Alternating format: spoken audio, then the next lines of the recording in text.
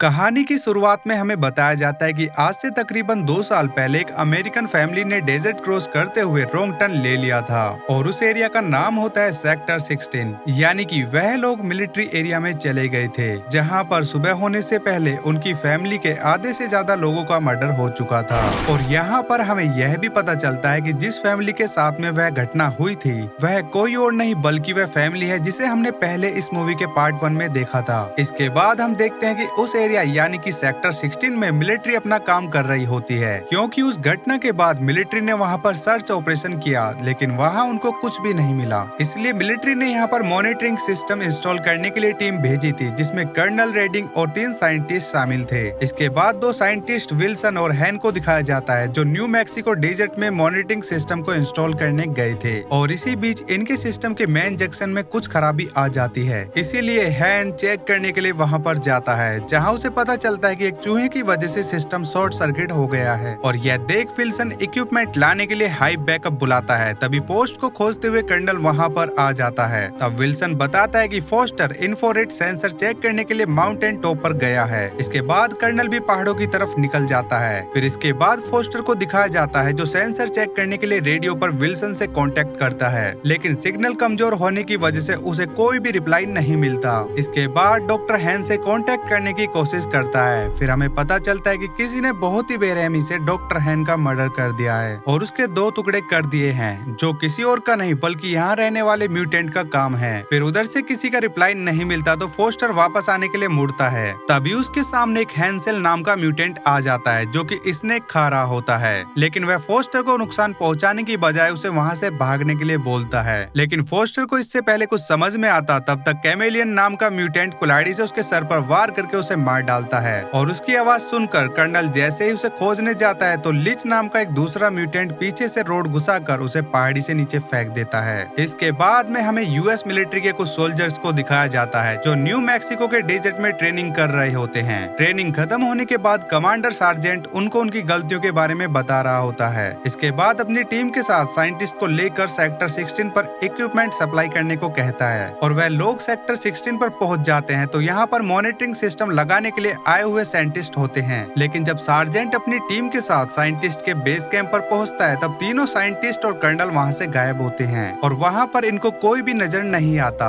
इसमें एक soldier radio पर भी कांटेक्ट करने की कोशिश करता है लेकिन सिग्नल वीक होने की वजह से उसे किसी का भी रिप्लाई नहीं मिलता। सार्जेंट बहुत परेशान हो जाता है और अपने सोल्जर को आसपास चेक करने के लिए बोलता है। इसी बीच रेडियो पर कर्नल की आवाज सुनाई देती है। सार्जेंट जब उससे बात करता है तो रेडियो पर कर्नल उससे हेल्प मांगता है और बताता है कि मैं माउंटेन के टॉप पर हूँ। उसके बाद वह मिरर के रिफ्लेक्शन से अपनी लोकेशन बताने की कोशिश भी करता है। फिर हम देखते हैं कि सार्जेंट सभी सोल्जर्स को सर्च एंड रेस्क्यू मिशन के लिए ऑर्डर देता है। तब इंचार्ज नेपोलियन सार्जेंट से कहता है कि हमें इसके बारे में हेडक्वार्टर में बता देना चाहिए। यह सुनकर सार्जेंट उस पर गुस्सा हो जाता है और उसे एक पैर पर खड़ा होकर कैंप की निगरानी करने के लिए कहता है। इसके बाद में वह एम्बर को भी यहीं पर रुक कर रेडियो पर यहाँ आए साइंटिस्ट से कांटेक्ट करने के लिए बोलता है। इसके बाद सार्जेंट बाकी सोल्जर्स को लेकर माउंटेन की तरफ जाने लगता है। तभी रास्ते में मिकी नाम का सोल्जर एक गहरे गड्ढे में गिरने से बच जाता है लेकिन इस दौरान चोट लगने से उसका घुटना काफी जख्मी हो जाता है जिससे उसे चलने में बहुत परेशानी होने लगती है। इसीलिए सार्जेंट उसे बेस कैंप में वापस लौटने के लिए कहता है। इसके बाद मिकी वापस आने के लिए मुड़ जाता है और सार्जेंट बाकी सोल्जर्स के साथ केयरफुल होकर आगे बढ़ने लगता है। इसके बाद बेस कैंप का सीन दिखाया जाता है। जब नेपोलियन को प्रेशर बनता है तो वह वहाँ के बाथरूम में चला जाता है लेकिन वह जैसे टॉयलेट करने बैठता है उसके नीचे से एक हाथ निकलता है। इसे देखकर वह बहुत ज्यादा डर जाता है और चिल्लाते हुए बाहर भाग जाता है। यह देखकर एम्बर भी चेक करने के लिए जाती है जहाँ पर उसे भी एक हाथ दिखाई देता है। इससे दोनों बहुत ज्यादा डर जाते हैं। तभी उसमें से एक जख्मी आदमी निकलता है और उनसे हेल्प मांगने लगता है। यह देख दोनों उसे बाहर निकालते हैं। फिर हमें पता चलता है कि वह कोई और नहीं बल्कि डॉक्टर विल्सन है। उसकी बॉडी पर बहुत सारे कट देखकर दोनों और भी ज्यादा परेशान हो जाते हैं। दोनों उसे बचाने की कोशिश करते हैं और पूछते कि यह सब किसने किया लेकिन उसकी कंडीशन उसकी हालत बहुत ज्यादा खराब होती है इसलिए वह मरने से पहले केवल इतना बता पाता है कि वह यहीं पर है। उसके मरने से दोनों और भी ज्यादा परेशान हो जाते हैं लेकिन अब दोनों को समझ में आ चुका होता है कि जिस किसी ने भी इसे मारा है वह बहुत खतरनाक है। इसलिए नेपोलियन सार्जेंट से कांटेक्ट करने की कोशिश करता है लेकिन सिग्नल ना मिलने से वह उससे कांटेक्ट नहीं कर पाता। तभी वहाँ कोई आकर उनके ट्रक में आग लगा देता है। ये दोनों देखकर अपनी राइफल लेने के लिए जाते हैं, लेकिन अब वहाँ से उनकी राइफल भी गायब हो चुकी थी। इससे एम्बर बहुत ज्यादा डर जाती है और घबरा जाती है और वह समझ जाते हैं कि यहाँ पर जरूर कोई गड़बड़ है, इसलिए वो सार्जेंट के पास जाने के लिए वहाँ से भागने लगती है। अब एम्बर जैसे ही माउंटेन के बीच पहुँचती है,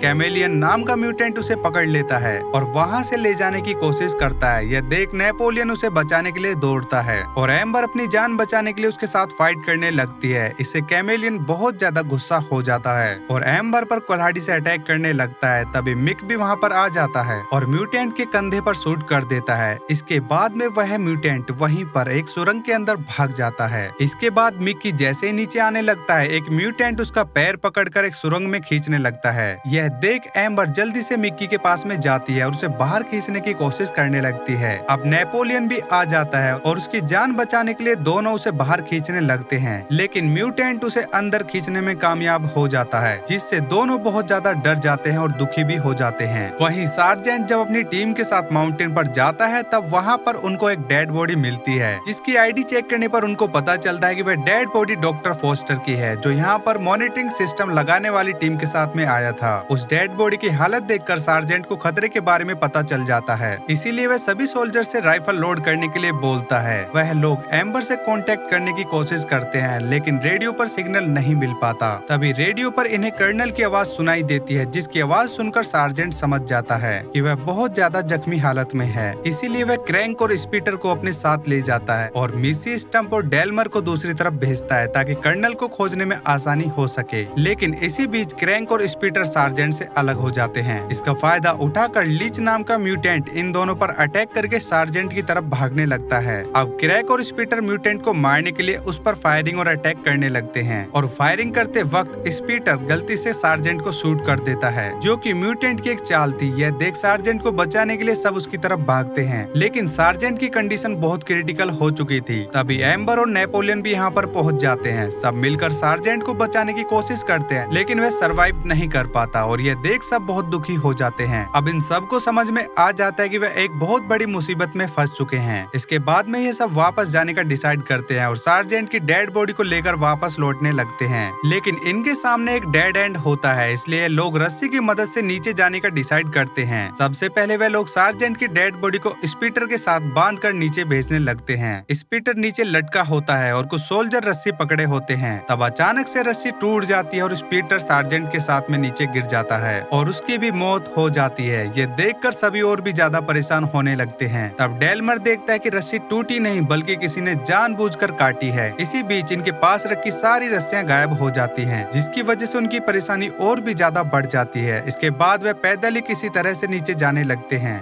और यहाँ से कुछ दूर जाने पर इनको कर्नल रीडिंग जख्मी हालत में मिलता है। उसकी हेल्प करने जाते हैं, तभी उनको पीछे से किसी के दौड़ने की आवाज सुनाई देती है, इसीलिए सभी अलर्ट हो जाते हैं और यह सब कर्नल से बाहर निकलने का रास्ता पूछते हैं। तब कर्नल कहता है कि यहाँ से बाहर निकलने के लिए तुम सबको माइनिंग वाली गुफा से होकर बाहर जाना होगा, लेकिन वह सब उसी के अंदर रहते हैं, यानी कि म्यूटेंट, और वो लेडीज को अपनी ब्रीडिंग के लिए रख लेते हैं और तुम सबको मार देंगे। इतना कहते ही कर्नल खुद को शूट करके वहाँ से नीचे गिर जाता है। इसके बाद ये सब एक प्लान बनाते हैं। मिस्सी और एम्बर अकेले में एक जगह पर बैठ जाती हैं, जबकि बाकी लोग अलग अलग जगह पर छुप जाते हैं। दोनों औरतों को अकेला देखकर स्टेबल नाम का म्यूटेंट उन पर अटैक करने आता है, लेकिन बाकी छुपे हुए सोल्जर उस पर लगातार फायरिंग करते रहते हैं, जिससे उस म्यूटेंट की मौत हो जाती है और उस म्यूटेंट को मारकर सब बहुत खुश होते हैं। इसी बीच मिस्सी टॉयलेट करने के लिए चली जाती है। तब उसके अकेले होने का फायदा उठा करके कैमेलियन उसे पकड़ लेता है और उसकी आवाज सुनकर बाकी सोल्जर उस तरफ भागते हैं, लेकिन इससे पहले वह मिस्सी को एक अंधेरी गुफा में लेकर चला जाता। मिस्सी को बचाने के लिए सभी सोल्जर्स को खोजने लगते हैं। इसी बीच स्टंप नाम का सोल्जर वहाँ से जाने लगता है, क्योंकि वह अपनी जान जोखिम में नहीं डालना चाहता था। बाकी सोल्जर उसे समझाते हैं कि हमें साथ में रहना चाहिए, लेकिन स्टंप किसी की भी नहीं मानता और वह वापस लौट जाता है। जब बाकी सोल्जर्स आगे बढ़ने लगते हैं तो एक डेड एंड पर नेपोलियन को मिस्सी का फोन मिलता है। तभी इनको वहाँ से नीचे जाने का एक रास्ता दिखाई देता है।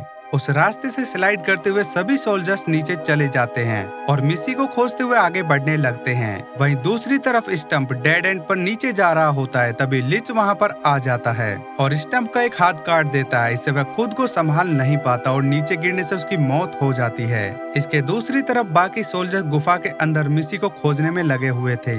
इस दौरान एम्बर अपनी पॉकेट में बुलेट रख लेती है क्योंकि लास्ट में वह म्यूटेंट के हाथों मरने की बजाय सुसाइड करना पसंद करेगी। नेपोलियन उसे समझाने की कोशिश करता है कि हमें कुछ नहीं होगा और हम सभी लोग यहाँ से सेफ निकल जाएंगे। फिर एम्बर वहाँ से नीचे गिरने लगती है। यह देख नेपोलियन उसे बचाने जाता है, इसलिए वो भी उसके साथ वहाँ से नीचे गिर जाता है। दोनों को ज्यादा चोटें तो नहीं आती, लेकिन वे क्रैंक और डेलमियर से अलग हो जाते हैं और अब क्रैंक और डेलमियर भी वहाँ तक पहुँचने का रास्ता खोजने लगते हैं। तो दूसरी तरफ नीचे की ओर गया हुआ एक बीम दिखाई देता है। सबसे पहले क्रैंक जंप लगाकर वहाँ तक पहुँचने की कोशिश करता है, लेकिन वह वहीं पर नीचे लटक जाता है। यह देख डेलमियर जल्दी से वहाँ जाता है और क्रैंक को ऊपर खींच लेता है, जिससे क्रैंक की जान बच जाती है। इसके बाद दोनों उस बीम से होकर नीचे आ जाते हैं। वहीं कैमेलियन किसी को गुफा में लेकर पहुँचता है। वहाँ पर वह मिसी को हरास करने लगता है और किस करने के लिए उसके मुंह में अपनी जीभ डाल देता है और इस दौरान मिसी उसकी जीभ काट लेती है और जैसे ही वह वहाँ से बाहर निकलने जाती है तो हेड्स वहाँ आकर मिसी को जख्मी कर देता है। कैमेलियन को वहाँ से भगाने के बाद वह मिसी को प्रेग्नेंट करने के लिए उसका रेप करने लगता है। तब क्रैंक, डेलमियर, नेपोलियन और एम्बर उसकी आवाज को सुन लेते हैं और उसे खोजने लगते हैं। तभी वहाँ एम्बर और नेपोलियन को स्टंप की टोपी और उसका कटा हुआ हाथ दिखाई देता है, जिसे देखकर वे दोनों डर जाते हैं। इसी बीच कैमेलियन वहाँ पर आ जाता है। नेपोलियन उस पर फायरिंग करना शुरू कर देता है, लेकिन उसकी बुलेट खत्म हो जाती है। इसका फायदा उठाकर कैमेलियन इन पर अटैक कर देता है और एम्बर को अपने साथ ले जाने लगता है। तब एम्बर अपनी जान बचाने के लिए उसके साथ फाइट करने लगती है। इसी दौरान नेपोलियन एक बड़ा सा पत्थर लेकर उस पर अटैक कर देता है और उसका सर कुचलकर बहुत बुरी तरह से मार देता है। तब स्नीफर नाम का एक अंधा म्यूटेंट वहां जाता है और उसे देखकर एम्बर और नेपोलियन वहीं पर झुक जाते हैं। इसके दौरान दोनों एक सीक्रेट रूम में अंदर चले जाते हैं। वहां पर उनका सामना हैंसल से हो जाता है, लेकिन वह एक अच्छा दिल वाला म्यूटेंट होता है। वह दोनों को समझाता है कि वह लोग यहाँ पर सेफ हैं। कुछ देर बाद क्रैंक और डेलमियर भी यहाँ पर पहुँच जाते हैं। तब स्नीफर उनकी आवाज सुनकर फायरिंग शुरू कर देता है। वहाँ डेलमियर को बुलेट लगने से वह जख्मी हो जाता है। तब क्रैंक भी स्निप पर फायरिंग करके उसे मार डालता है। इसके बाद नेपोलियन उन दोनों को भी सीक्रेट रूम में बुला लेता है और हैंसल के बारे में बताता है। अब हैंसल इनको यहाँ से बाहर निकलने के लिए एक सुरंग के रास्ते से ले जाता है। वहाँ से कुछ दूर जाने पर यह लोग एक बंकर में पहुँच जाते हैं, जहाँ पर बहुत सारे लोगों की डेड बॉडी उनके कटे हुए ऑर्गन को देखकर इनकी हालत खराब होने लगती है। तभी एम्बर को वहाँ पर मिक्की की डेड बॉडी भी दिखाई देती है। उसकी बहुत बुरी कंडीशन देखकर एम्बर चिल्लाने लगती है। इसी बीच डेलमियर की भी कंडीशन बिगड़ने लगती है और जख्म गहरा होने की वजह से वह भी अपना दम तोड़ देता है। यह देख सब बहुत दुखी हो जाते हैं। इसके बाद एम्बर फिर से आगे बढ़ने लगती है और एक बंकर के अंदर पहुंच जाती है, लेकिन वहां से बाहर निकलने का कोई भी रास्ता नहीं था। यह देख क्रैंक हैंसल पर गुस्सा करने लगता है, क्योंकि उसे लगता है कि वह उनको फंसाने की कोशिश कर रहा है। तभी उसकी नजर वहां पर रखे डायनामाइट पर पड़ती है। यह देखकर वह बहुत खुश हो जाता है। उसे लगता है कि वह उसकी मदद से यहाँ से बाहर निकल सकता है। हैंसल क्रैंक को उसे टच करने से मना करता है, लेकिन क्रैंक उसकी बातों से नहीं मानता और वह डायनामाइट के बॉक्स को लेकर जैसे ही वहाँ से जाने लगता है, उसमें लगा हुआ एक सर्किट जो कि एक ट्रैप होता है नीचे गिर जाता है और वह डायनामाइट का बॉक्स ब्लास्ट हो जाता है। इस ब्लास्ट की वजह से क्रैंक भी अपनी जान गंवा बैठता है और जब एम्बर और नेपोलियन उसे खोजने जाते हैं तो उसको मिस्सी के चिल्लाने की आवाज सुनाई देती है। इसके बाद दोनों मिस्सी की आवाज को फॉलो करते हुए आगे बढ़ने लगते हैं। तभी वहाँ छुपा हुआ लिच दोनों पर अटैक कर देता है, लेकिन नेपोलियन उसे खंजर से जख्मी कर देता है। इसके बाद एम्बर राइवल से अटैक करके उसे मार देती है। फिर दोनों उस जगह से आगे जाते हैं तो इनको मिस्सी मिल जाती है, जिसे हेड्स ने बांध कर रखा था। मिस्सी को बचाने के लिए एम्बर एक ट्रैप बनाती है। वह नेपोलियन से मिस्सी का फोन लेकर उसमें एक रिकॉर्डिंग प्ले कर देती है। इसे सुनकर हेड्स को लगता है कि बाहर कोई इंसान है, इसलिए वह उसे खोजने चला जाता है। इसके बाद दोनों मिलकर मिस्सी को वहाँ से आजाद कर देते हैं, लेकिन अब हेड्स भी उस फोन तक पहुँच जाता है, इसलिए वह समझ जाता है कि किसी ने उसके साथ चीट किया है। अब एम्बर और नेपोलियन मिस्सी को लेकर जैसे ही वहाँ से निकलने वाले होते हैं, हेड्स वहाँ आकर उन पर अटैक कर देता है और मिस्सी को मारने लगता है। तब एम्बर अपनी आखिरी बुलेट का यूज करती है और हेड्स को शूट कर देती है, जिसे वह थोड़ा सा जख्मी हो जाता है, इसलिए वह गुस्से में आकर एम्बर का गला पकड़ लेता है। तब नेपोलियन लोहे की एक रोड लेकर उसके आर पार कर देता है, जिससे वह बेहोश होकर नीचे गिर पड़ता है। इसके बाद मिसी उसके ऊपर अपना गुस्सा निकालने लगती है। तभी वह होश में आ जाता है और उसका पैर पकड़ लेता है। यह देख नेपोलियन उसके हाथ में कुल्हाड़ी मार देता है और दोनों मिलकर मिसी को उसकी पकड़ से बाहर निकाल लेते हैं। इसके बाद मिसी एक हथौड़ा लेकर के प्राइवेट पार्ट के ऊपर अटैक करने लगती है और नेपोलियन उसके मुंह में राइफल घुसा कर उसे मार डालता है। इसके बाद तीनों यहाँ से बाहर निकल जाते हैं। फिर हमें बताया जाता है कि जितने भी सोल्जर्स यहाँ पर मारे गए थे उनकी फैमिली को इस बारे में नहीं बताया गया। उसके बाद फिर हमें दिखाया जाता है कि जब तीनों वहाँ से जा रहे होते हैं तो कोई म्यूटेंट सर्विलेंस सिस्टम से उन पर नजर रख रहा होता है और यह मूवी यहीं पर खत्म हो जाती है। तो दोस्तों, अगर आपको मूवी की एक्सप्लेनेशन पसंद आई तो वीडियो को लाइक और चैनल को सब्सक्राइब कर दीजिए, ताकि मैं मिलूंगा आपसे न्यू वीडियो में। तब तक के लिए love you, bye bye, take care.